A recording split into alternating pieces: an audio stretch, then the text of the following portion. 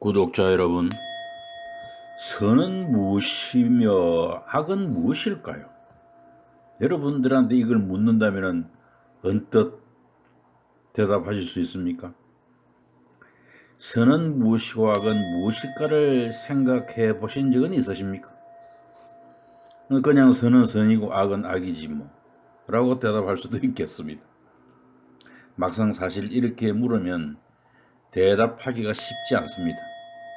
어떤 사람은 선이라는 상대를 먼저 배려하는 마음이라고도 이야기하는 분도 있습니다.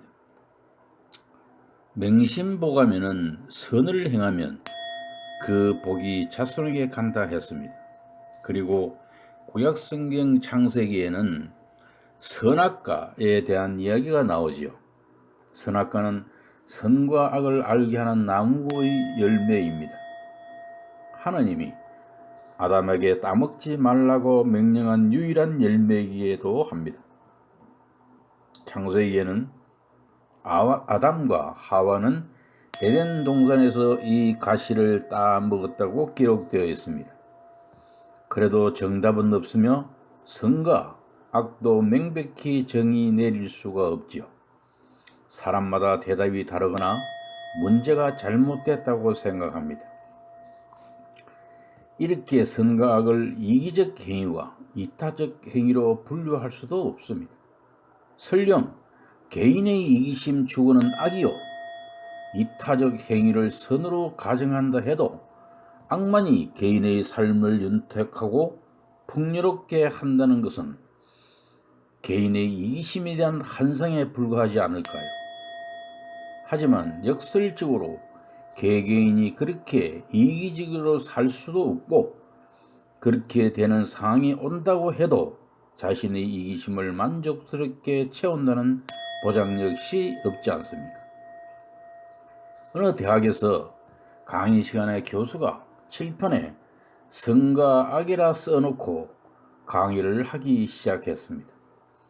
어떤 부부가 유람선 여행을 하던 중 지중해 지브랄터 해협을 지나가다가 큰 폭풍으로 해서 해난 사고를 당했습니다.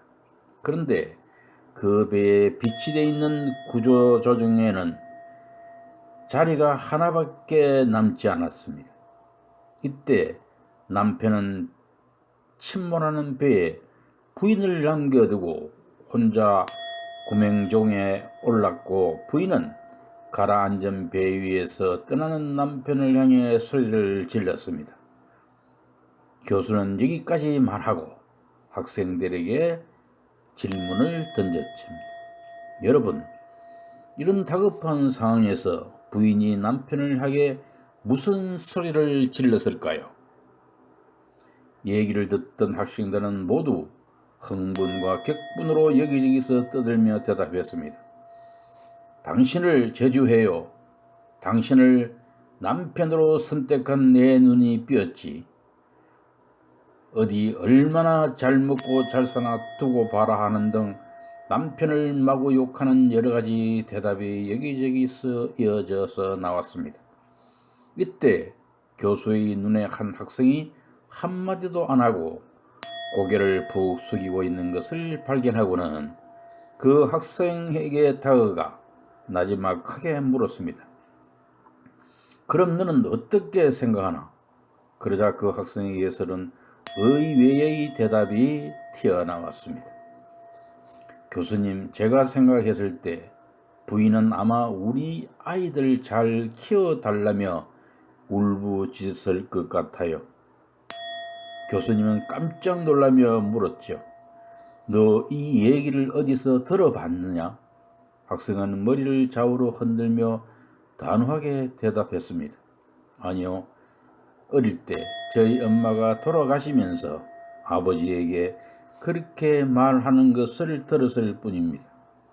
교수님은 그 학생의 말에 감동하며 다시 교단에 서서 말했습니다. 정답이 나왔다. 그리고는 이 이야기를 계속 이어나갔습니다. 배가 침몰한 뒤 남편은 무사히 집으로 돌아와 자녀들을 잘 키웠고 그 남편도 몇 년 후 병으로 죽었습니다. 그 후 그 자녀들이 아빠의 유품을 정리하던 중 아빠의 일기장을 발견했는데 아빠와 엄마가 함께 배를 타고 여행을 떠난 이야기가 적혀 있었죠. 엄마는 이미 고칠 수 없는 폐암말기로 아빠와 함께 세상을 떠날 마지막 위로 여행 중이었습니다. 그때 마침 큰 폭풍우를 만나 사고가 발생했고 아빠는 자식을 위해 살아날 수 있는 마지막 유일한 기회를 버릴 수가 없었다는 내용이었습니다. 아빠의 일기에는 이렇게 쓰여 있었습니다. 여보, 미안하오. 그때 당신이 나의 등을 떠밀어 내보내지 않았더라면 나도 당신과 함께 바다에 빠져 죽었을 것이오. 하지만 그럴 수가 없었소. 우리들의 눈에 넣어도 아프지 않을 사랑하는 자식들 때문에 당신만 깊고 차가운 바닷속에 잠들게 할 수밖에 없었소. 천국에서 당신과 다시 만날 그날만을 고대하며 당신 목까지 아이들을 잘 키우겠소. 교수가 이야기를 끝내자 그렇게도 흥분하여 떠들던 학생들이 아무도 입을 열지 못하고 교실은 한동안 침묵이 흘렀습니다. 무겁고 숙연한 교실 분위기 속에 학생들도 이미 이야기가 무엇을 뜻하는지 깨달았다는 것을 교수도 알 수 있었다고 합니다. 어떻습니까? 그냥 눈에 보이는 대로만 선과 악의 상태를 가볍게 판단해서는 안 됩니다. 숨어있는 깊은 뜻은 모른 채 눈에 보이는 모습만으로 선과 악을 판단해서는 오류를 범할 수 있습니다. 소태산 선생님께서는 선은 들추어낼수록 그 공덕이 작아지고 악은 숨겨둘수록 그 뿌리가 깊어지니 그러하므로 선은 숨겨두는 것이 그 공덕이 커지고 악은 들춰내는 것이 그 뿌리가 얕아지나니라고 말씀하셨습니다. 그래서 굳이 선과 악을 구분할 필요는 없습니다.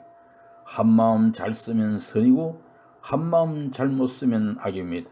따라서 우리 선은 숨겨두고 악은 들추어내어서 무량공덕을 쌓아나가면 어떻겠습니까, 여러분? 감사합니다.